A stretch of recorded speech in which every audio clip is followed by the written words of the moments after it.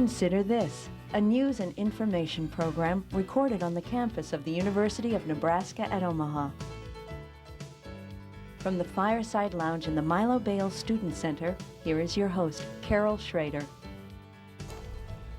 Hello and welcome back to the University of Nebraska at Omaha. If you've been paying attention to the Unicom over the last few years, you know that millions and millions of dollars in cuts were made to state aid in K through 12 education in this state. Some of that was given back, so to speak, to them this past year, but it's just part of the financial picture that's a little bleak for some school districts in the state, and even if they're not bleak yet, they could easily get there. My guests this week, and I thank them for coming, are Mark Shepard, Business Director at the Fremont Public Schools.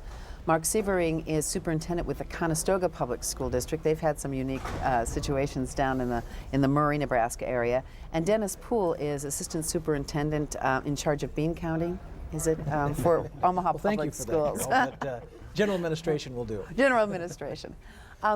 We hear constantly when it comes to the tax from my end, you know, the person taxed, and that a lot of people saying there's just too much fat in the budget and we can cut these schools back. Whether I wanted to believe that or not, over the past few years, paying a little closer attention to public education, I found that's not exactly the case. Let's talk first about state aid. Over $300 million cut up until about for a 3-year period, and then we got about 118 of that back last year. But that's a big cut. Budget cuts, we had to cut state stuff, but state aid took it. Well, I agree with you, Carol. I think one of the real challenges that we face is a shift originally from the local property tax base to the state in the form of state aid. We were going to put that cap on that mill levy, and people would feel better about everything. And then in recent years, as the state economy has been down and the state's resources have been down, that shift has kind of occurred coming back the other way. And the challenge for us as school officials is to try to make that balance and allow the public to have an understanding of what's going on.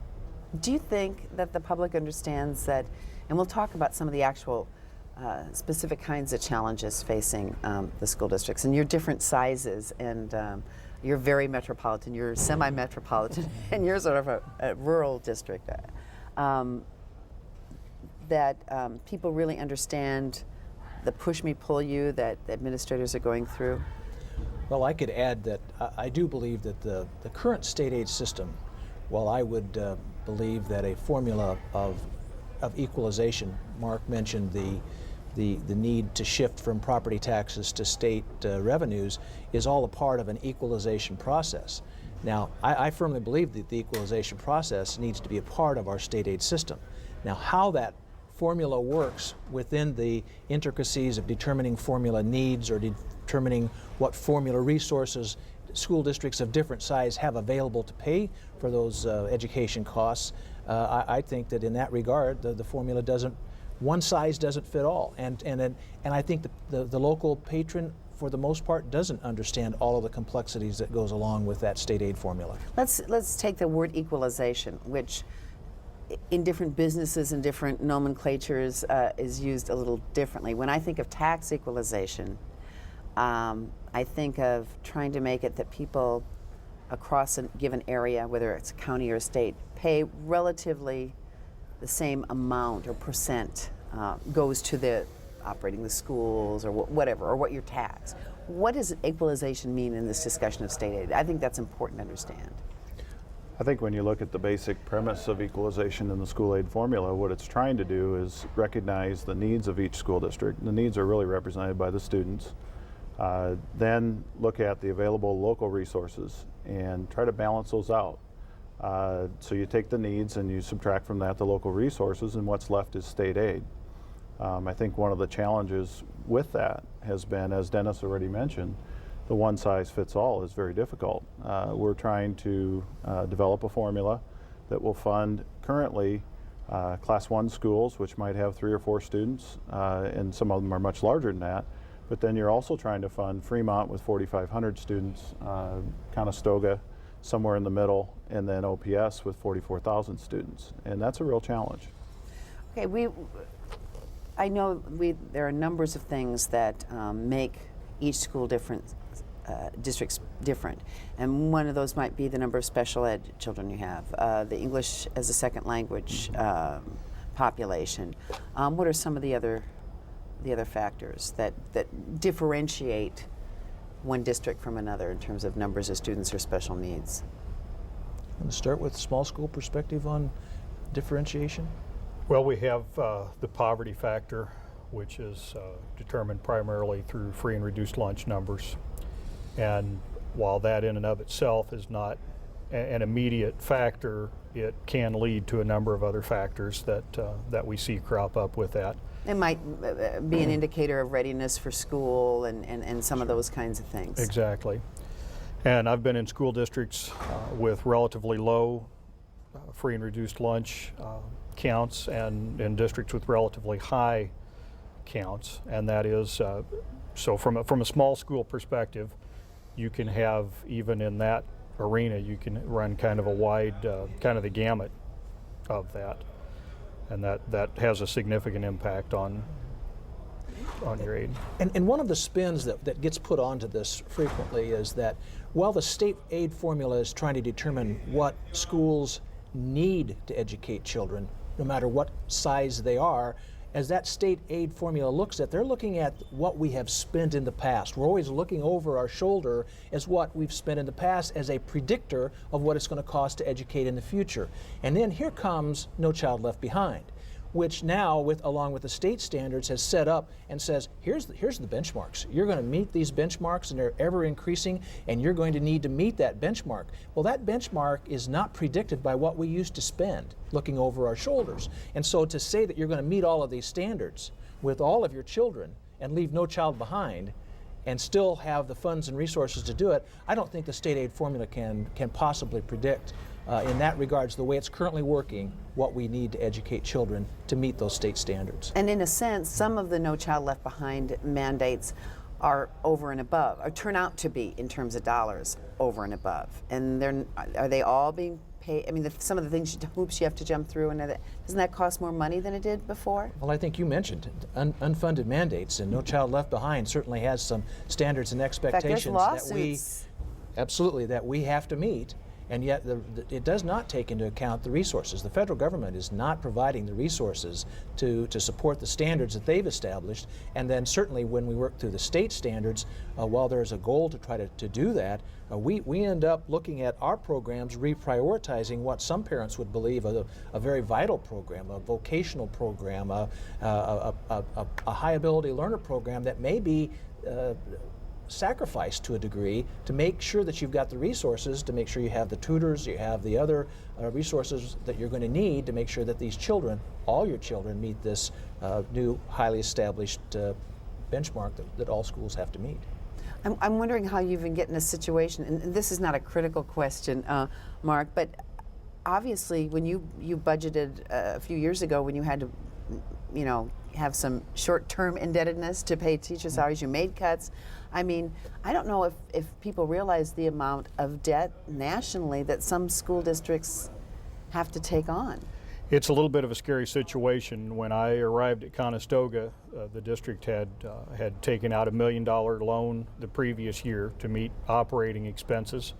We thought the first year that I was there that we could pay off half of that, and that paying off that half was really too aggressive because we just didn't have the operating funds to meet those goals. So we had to reborrow that half that we had paid off originally, and then wound up this year borrowing an additional $400,000 just to make ends meet. Now we feel like we've seen the bottom and we're moving towards better times, but those are still touchy waters to navigate.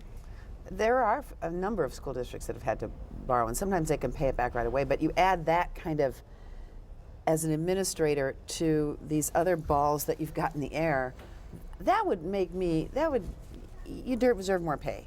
I mean, it makes it really, you go home at night going, You know, this isn't something I can leave at the door at 5 o'clock. Well, and especially when Mark says that they're borrowing money for operations, and when you get to the place where you have to borrow money for operations, you're really putting yourself in your local district in a tough spot, because the only way you can pay that money back is with general fund operating dollars, and with general fund operating dollars limited as they are by the state, when you carve out a piece of that limited expenditure to pay debt services they have to do, it leaves that much less for you to spend on the programs and services that you need to provide for your children. So it is assuming you had difficult. your whole problem was shortage of general operating funds in the first place, and suddenly they're going to reappear. I mean, you knew it was a little more complicated than that, but that's what you're hoping, is that nobody pays me. I had to borrow some money and they pay me extra salary the next year. You know, extra income comes in. It's kind of tough. There are other things too that you're facing: increased energy costs, transportation costs. I'm assuming those are health insurance. That's been a real challenge, I think, for all the school districts in the state. When you look at what's happening with health insurance this year, you know, we were to feel good about a 9.5% increase, and when you look at that, well, we didn't feel real good about it, maybe for a minute.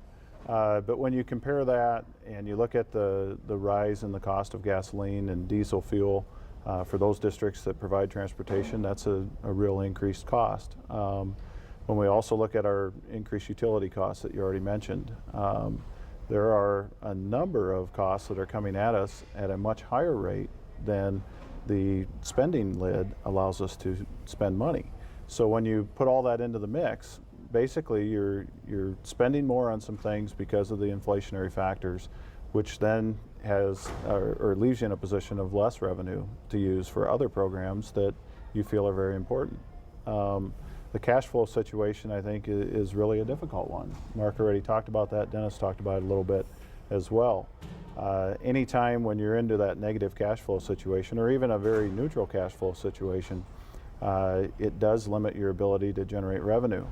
I think the downward cycles that we experienced in the markets, and with the ability to invest funds, you know, there was a time when you could invest funds and receive 6 or 7% on your money, and currently you're lucky to get any return, and then that gives you less operating capital as well. And so it seems like there are a lot of things all converging on public education at once.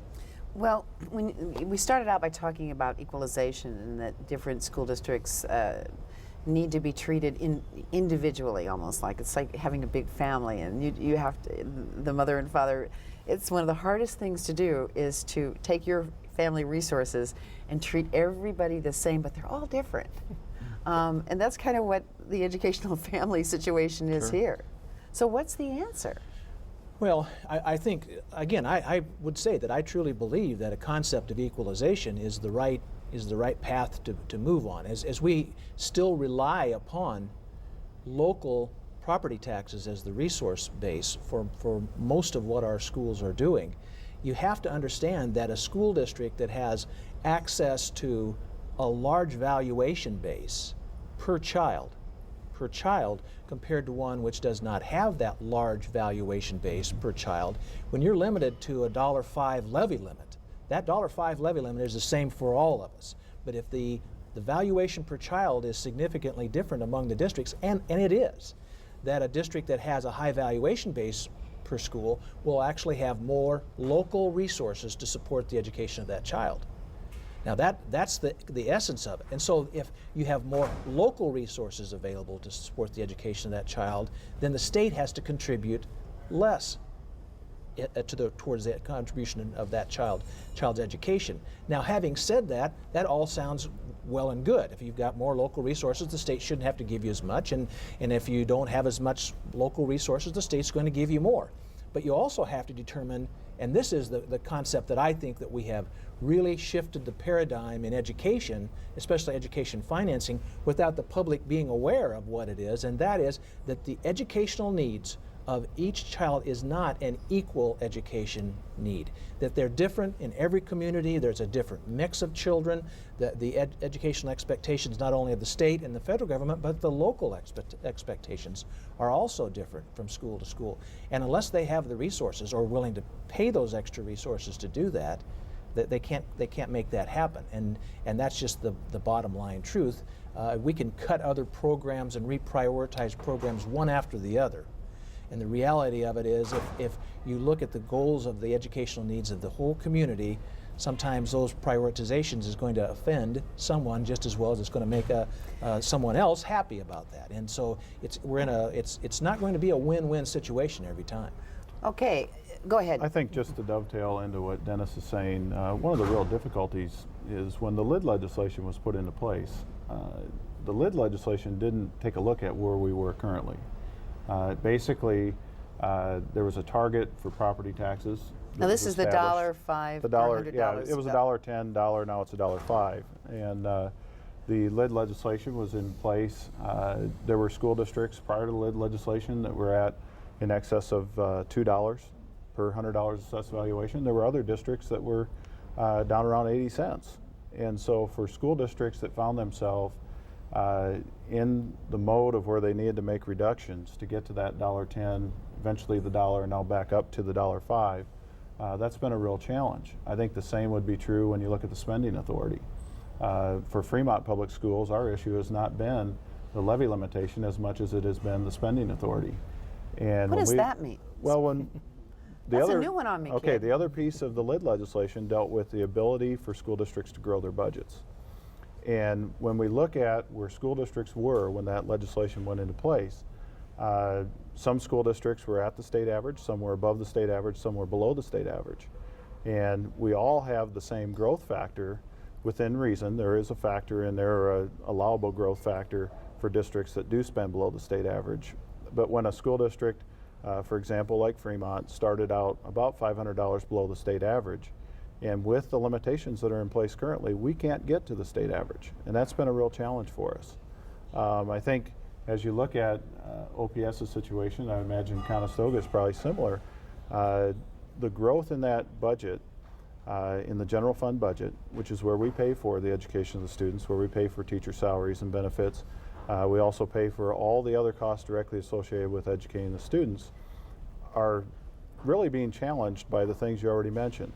The increased fuel costs, the increased insurance costs, and not just health insurance, but also our property the insurance amount you and need to liability. spend can increase, and you may not add one more dime to it, to the classroom.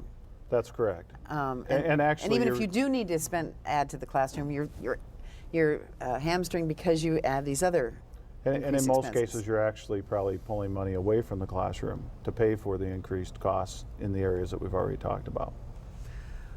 Okay, so annex a few schools. Well, I'm not being facetious. I'd be glad to address that. And again, it goes back to this concept of equalization. We should When mention you- for our out-of-state people that Omaha Public Schools, the Board of Education there has backed a plan to annex a number of schools within the city limits that fall in two other school districts, Ralston and Millard. And that's not making them happy, but you're trying to increase that average for that If per you look kid. at the concept that we've just been talking about, equalization, if the equalization formula is working the way it's supposed to be working, the valuation base per child in Omaha public schools could likely increase. So our state aid then would go down. And in the other areas that have had territory annexed, if their property value is reduced per child, then their state aid would go up. And that's how the equalization concept is built to work. So in the regard to making sure that there is a value base equivalent across the city, it's simply the concept of property tax equalization concept. And so is it a money grab? Not in the sense that we're just trying to get more money, but it does make the system work better in that regard because it's more equalizing to the state's largest school district. Back to that per child, across the board, it's a little more even. Omaha would be more even. When we have parts of the city that are older, this is the reason the city's annex. Absolutely. The city of Omaha has older parts, more costly. You have a lot of children that are more expensive to educate, ESL, special ed. So you're bearing sort of more of the entire city's burden, in a sense. So spread it out. It is, if it's an Omaha issue, if it's an Omaha issue that we need to educate all of Omaha's children, then it absolutely is. Then the concept has great merit, and we believe that it does. So, okay, tomorrow you guys get together and you're writing the plan to solve the problem. the formula, the magic wand. What has to, theoretically, from your vantage points, what happens now? What has to happen in the legislature, but besides making more state aid available? I think one of the first things that has to happen is some degree of predictability. I've heard administrators all across the state talk about the roller coaster ride that we're on. In the past few years at Conestoga, our state aid has fluctuated $500,000 plus. For a small district. Right. We're operating right now on a $6.5 million budget, and $500,000 is obviously a significant amount of money. But from year to year, we don't know what that's going to do. I mean, there are certain things you can use to predict to some degree, but the amount that it can fluctuate can be phenomenal, and that's just difficult to not only to predict, but also to deal with it when it happens. Is part of that the state aid formula, or is it the total allocation to the state aid budget from the legislature? I think you hit on a really good point, Carol, and that is, you know, the aid formula has not been fully funded now for several years, and that's really put school districts in a little bit of a bind. I think the cash flow situation that Mark referred to earlier is a direct result of a problem that the state had with cash flow. And the state does not have statutory authority to borrow money to meet operating expenses. We do. And so they shifted a little bit of that cash flow problem down to the local level. And so that's been a real challenge. And that was part of the fluctuation, but I suppose the state aid formula itself can cause fluctuations. Is that what you're saying? Well, and it does. And Mark, I don't know what your student population in the past 5 years has gone. It's stayed fairly stable. And for some of the schools in Nebraska, and if you just take a look at the entire state of Nebraska, and you look at the growth centers in the state and the population decline areas in the state, we're really, as a state, experiencing a significant shift in our population. Areas along the Interstate 80, the metro area, the Fremont area, we're experiencing a growth in our population. Omaha Public Schools is not only increasing in the complexity of our student population, but we're growing. We're still a growing school district. We're adding students every year to our total population, which is good. But you're not, in Omaha, you're not, which is one of the arguments for you're not adding geographically to the, you've got more numbers of students, but not necessarily more property tax income coming in. That's correct. That's correct. But if you go to some of the other schools that are experiencing a decline in student population, because the state aid formula that we've been talking about here today to you is basically primarily driven on the concept of determining needs for school districts, is driven on a student per student basis. And we're saying that if you're going to use per student basis, you need to have, one, a greater predictor of what it does cost to educate children with different unique needs, and it also has to have, for smaller schools who are losing or gaining student population, a greater stability piece to that, so that they don't face these greater swings in their state aid. A larger school district, I mean, it's difficult for us to manage through, but it's even more complex for a smaller school district to face that kind of, because if you look at the percentage of the budget that is funded by state aid, and if you see a 10 or 15% switch in state aid, they can't access 10 or 15% more property taxes to offset that, and it makes it very, very difficult for our smaller schools. Plus, smaller schools, sometimes if you lose one or two students in a grade, it can throw off the whole classroom size thing. Should you merge classrooms? I mean, it can be more costly per pupil. You know, when you just move a few students this way or that way, you can absorb some, you know, minor fluctuations in students in an area of a large school district, but that can throw you way off. We're dealing with that very situation One right family now. moves in, it can throw the whole thing off. We're right on the edge of whether or not to add another first grade section. Right now we're looking at maximum class size of 21 in first grade, which I'm guessing both of these gentlemen would probably say that sounds great for a first grade class of 21 students. But we have kind of a push right now in our district that some people feel we've had some great success because of smaller class sizes, and they would like to see that class size reduced even below 21. We have 2 sections right now. We really can't justify at this point adding a 3rd section for a total of 41 first graders. So I'm watching the numbers real close. Yeah, a set of quintuplets in first grade could throw that way off. Exactly. Well, and I think Mark points out, one of the differences between school districts. I don't know about OPS, Dennis, but I know in Fremont Public Schools, if we had 21 in a classroom, we'd be elated. We actually have very few classrooms that have 21 students. Most of them are higher than that, even at the lower elementary grades. Now, that's not a desirable situation, but it's really the situation that we find ourselves in. We're probably averaging more like 23, 24, and if that's the average, then you also have the outliers.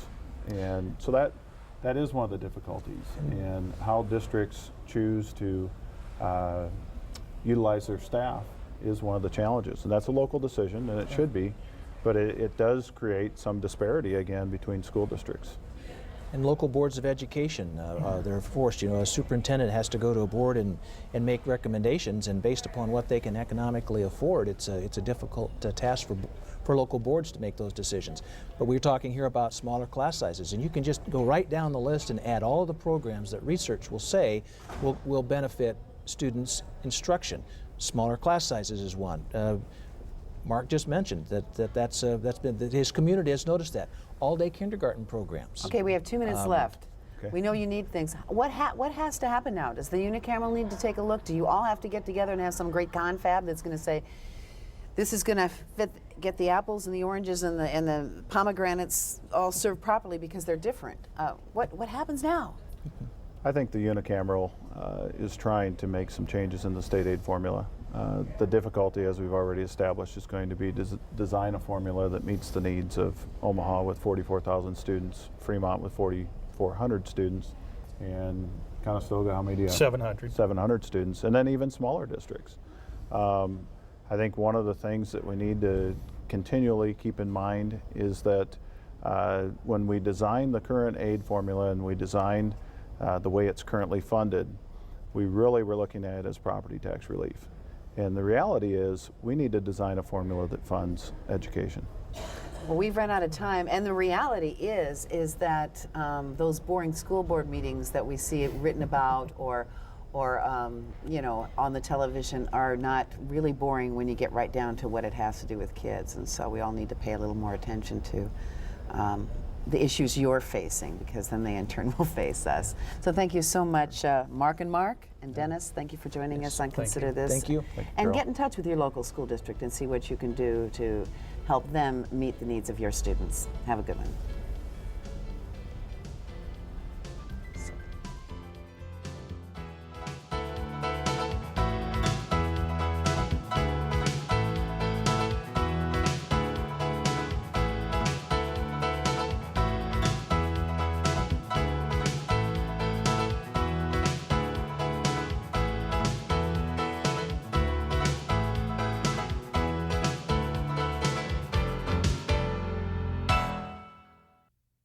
To view this edition of Consider This or past programs, visit our website at unotv.unomaha.edu.